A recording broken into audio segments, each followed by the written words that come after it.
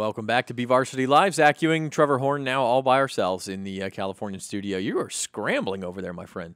Yeah, John, get the camera off me. I'm hideous. Thanks. He finally admits it. No, we're just going to stick with you. Okay, so tracks going on this weekend, Arcadia Invitational. Obviously, that's not everything because we got some big baseball, softball.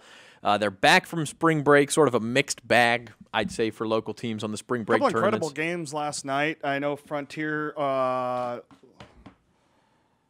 what? Oh my gosh! Liberty's softball beat Frontier. I know. Yeah, that was probably the most them. important result of the night. And then was it Frontier Liberty baseball that went to 10 innings? And Frontier won that game as 2-0. And in the loss, Luke Andrews went 9 1/3. Both pitchers pitched over 120. Had over 120 pitches. That's just by the way, I am going to come out against that. By the way, 120 pitches for a high school kid is too many. Yeah, too much. I will defend that standpoint, that viewpoint to the death because there's too many arm injuries, and in college too. You see it in college all the time. I think Cal State played a game, and I'm not trying to single them out. Just as an example, a couple of weeks ago, they had a starter throw 140 pitches, and Utah Valley had a starter throw 150 pitches in the same game, and we're wondering why these pitchers all have Tommy John surgery 5 years down the road. I mean, the coaches need to step in and have more awareness of how they're affecting these kids' arms. That's my opinion. So anyway, I didn't mean to get off on that tangent, but I did. Fine. Centennial Baseball wins. Ben Bristol with the win. Andrew Hansen comes in with the save. Yep. They had a lead on Stockdale and then had to kind of hold them off 6-3. Yeah, I was over there, and it was 1-1 in the fifth when I walked over there because I went over and did a story on Stockdale boys tennis yesterday because they were at home against Centennial, so softball was there. So Centennial, anyway, baseball, Centennial stays in first place, right? They're 6-0 now. Yeah, 6-0. The win for Frontier last night moves them to 4-2, and then you got a 4-way log jam for third place at 2-4 between Stockdale, Liberty, Garces, and BHS. So kind of like what we thought it was going to be. It was going to be Centennial kind of taking the reins early on, but Frontier, there's the team that's kind of taking control of second place now, and we're if you look at third of the way through the league season. It is only barely. It's 6 out of 15, 40% of the way through the season, and yet really your league title race is kind of down to 2 teams. And I say that because technically those 4-2-4 teams, somebody could win the rest of their games. But even if one of those teams runs the table and wins 9 in a row and finishes 11-4. Centennial going to lose 4 more games? I wouldn't bet on that. Yeah, I mean, it could happen, but I wouldn't bet on it. And if that's the case, that means the only team that could catch them right now, I think, is Frontier, and they do play Centennial 2 more times. Yep. So Frontier at 4-2 has a chance there. And then in softball, we do have a race. And again, it's the same 2 teams, Centennial and Frontier, which right now I believe Centennial's back in the lead. Well, Liberty's there too. They're 4-2, so that so it's a 3-way race. Yeah, that was just their second loss in league, so it is a 3-way race there. But another 2-way race is SEYL baseball, the game I'll be out tonight. Real quick before we go there though, Centennial 5-1 in softball. Centennial 5-1, and then the other Frontier Liberty 4-2. Okay, yeah, exactly. And Stockdale's at 3-3 after taking that loss to Centennial last night. But SEYL North and Highland today at 4 o'clock. I'll be out there. They're both 4-0 in league. Everybody else is a losing record, so this is going to be for bragging rights. This is it, basically. This is it to see who takes that first leap. And the SYL, that's a league that kind of some of the teams played on Tuesday, some of them didn't because of the quote unquote rain that we had. What was up with that? Like there was mass rainouts for like a drizzle. That was bizarre. It was the drizzle, and then earlier in the day there was the. They were worry really of a wind, high wind advisory. Threat of rainouts. Well, there was a high wind advisory too, so I think they kind of threw that in there. So Tehachapi and Independence playing, Golden Valley and I can't tell you this was. I'll take that opportunity. It's Golden Valley. Sorry, Golden Valley Ridgeview are playing today. East, West, South, and Independence. So that's we're going to see. It's a kind of a 3-headed race there in the SYL between Tehachapi, Golden Valley, Independence. Independence getting Tyler Smith back on the mound, so they got a big 3-headed monster between Carter Schooler and then the big Kevin Larson. So you got 2 lefties and a 6'9" righty on the mound for Independence. So that's a good one. And then Tehachapi's just got bats up and down the order that can hit. And then in the SYL or the SSL, I apologize. It's kind of anybody's game. Shafter, Taft, BCHS, Chavez.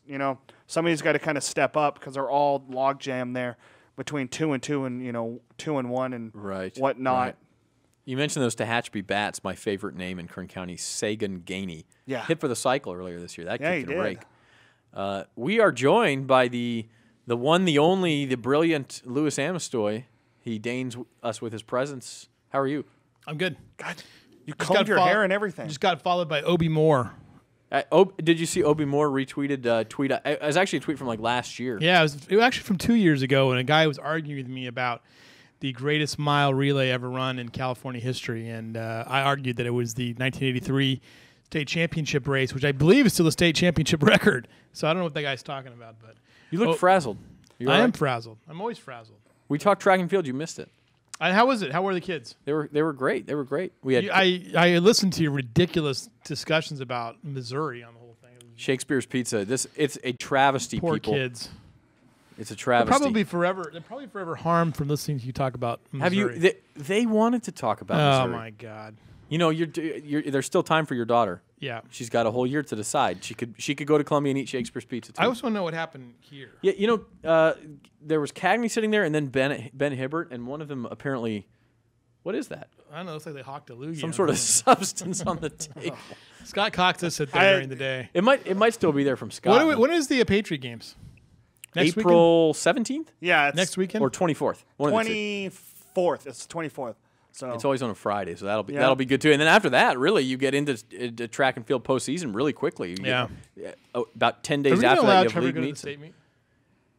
If we don't allow Trevor to go to the state meet, he might spontaneously combust. Why would you not let me go? Look at him. Well, I don't know that you. Let's spend the next 3 minutes teasing him about not going to the state. If you go to the actually, you know what? If we're going to go back into track and field, John, I made a list last week of the top Kern County athletes. We didn't run it last week. Let's go over it once again. Darius Smith, he's not going to run in the 100, but he's going to be in a 4x1 and the 4x100, but he's the top 100 runner in the area, so I like him there. Isaac Trevino is running in the 800 Open Saturday. There's at a lot Arcadia. of numbers next to his name. Yeah, he's a 6 in the state in the 800, so he's got a good chance there. The Bakersfield 400 relay, they're second in the central section. Really interesting. Trevino's not running in the invitational part. He's running in the Open. He's running in the Open. Yeah. And then the Centennial 1600, this is on the boys' side. They're the first in central section. How did he not get into the, as a state medalist, how did he not get into the invitational part? Good question. I don't know. Maybe he had to have a qualifying time or something. And then Big Matt Smith, one of our favorites here, he was going to try to get on the show, but it was a scheduling conflict.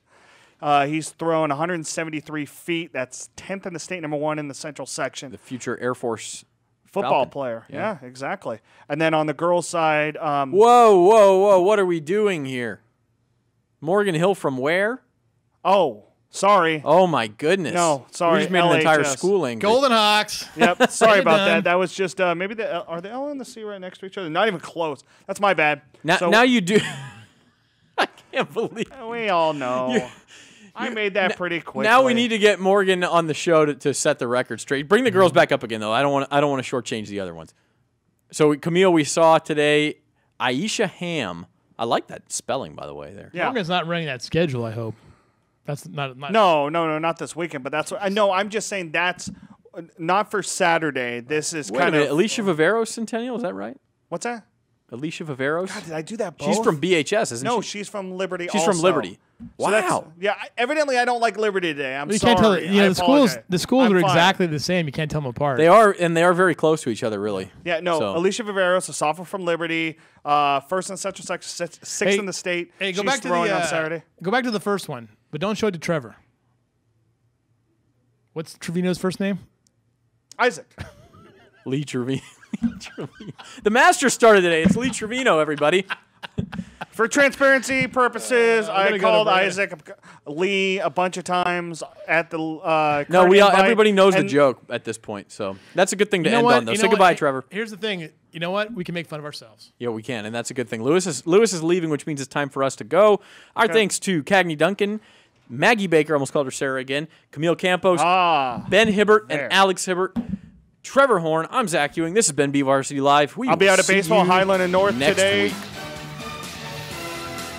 Later.